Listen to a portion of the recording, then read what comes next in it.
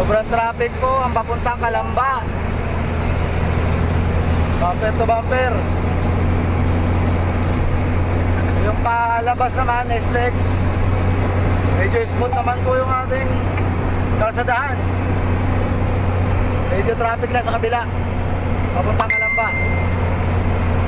Kami, pabalik na po kami ng pier. Siguro dahil po yan sa baha. Dahil baha siguro doon sa banda sa unahan. Kaya medyo traffic.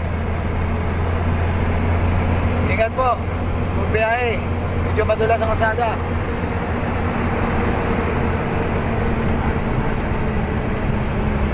Pabalik na kami ng pier para kumuha ng bagong container na i-deliver.